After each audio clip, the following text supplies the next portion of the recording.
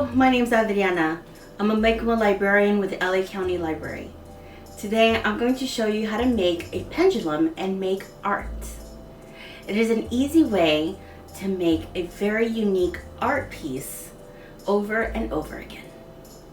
Before we get started, let's take a look at the mechanism called pendulum and Newton's first law of motion, which is an object at rest and an object in motion stays in motion with the same speed in the same direction unless acted upon by an unbalanced force. This is also called the law of inertia. A pendulum works by converting energy back and forth. As you hold the bob, or in this case, the plastic cup, it is considered potential energy. As soon as you let go, that potential energy converts to kinetic energy. But that energy continues to switch from potential to kinetic energy as the plastic cup swings back and forth. So where else can you find a pendulum? In a swing set or on an old clock. So let's go ahead and get started with constructing our own pendulum to make art. You need the following materials. 2 cardboard boxes. This is very important that they are the same size and height, at least 12 inches tall. A cardboard tube, string about 15 inches, a plastic cup. Make sure it's thin enough to puncture through. Tempera paint, and you'll want to use a lot of colors. Water, a spoon for mixing, cup for your paint, a hole puncher, scissors or an X-Acto knife, a ruler, white construction paper or paint pad paper, duct tape, weight or a heavy object like a can, newspaper for your work area. This art can get a bit messy. And of course you'll need paper towels. Now that we have everything, let's go ahead and get started with our pendulum. First, we're going to lay out some newspaper. This is going to avoid any messes and a easy cleanup. As mentioned before, it is important to have both boxes the same size. This will provide stability. It will help with the plastic cup to swing back and forth. Height is important. Here I'm using my boxes upright. I have also put the boxes 15 inches apart. This will give the pendulum enough room to swing. Another factor to consider when building is stability. So if your boxes are not stable, it could affect the swing or it can collapse. To avoid this, you can add a weight or a heavy object like a tin can. Here I use scissors to cut out a flap on both boxes, and I put 2-pound weights on each box.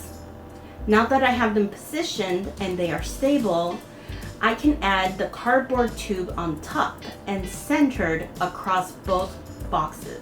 Once you have it positioned, secure it with duct tape.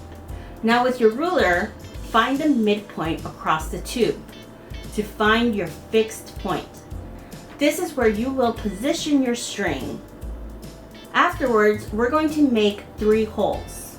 At the rim of your cup, you're going to use the hole puncher. Make sure they're right across from one another. And then you're going to punch 1 hole at the center of the bottom of your cup. You can use an X-Acto knife or scissors to create a hole in the bottom. Make sure to ask an adult if you need help.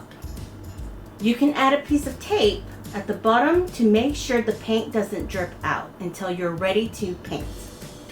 Now we're going to string through one side of the cup and out the other to make a V formation. When you're done, tie it off. Take the long end of the string and wind it up a few times around the cardboard tube. Make sure that it's at the center point where you marked it before. And make sure that the cup hangs at least 1 inch from the surface. Now get the paint ready. We're using tempera paints. and you're going to add them into your individual cups. For my pendulum art, I use 1 part water and 2 parts paint. So if you use 8 ounces of water, you're going to need 16 ounces of paint.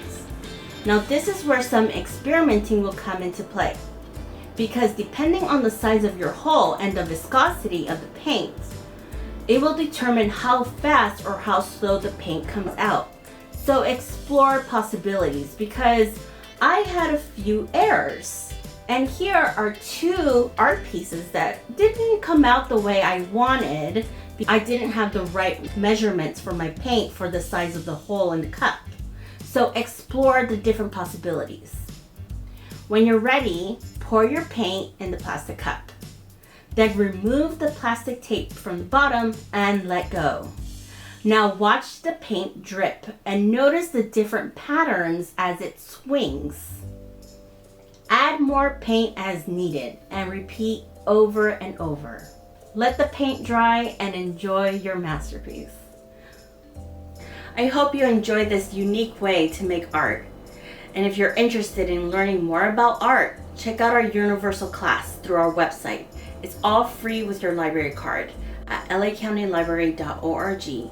There are various courses related to arts and craft, like acrylic painting, face painting, and so much more. Thank you all for watching today's video. Please take a moment to fill out a survey. And don't forget to like and subscribe to our channel. Bye everyone.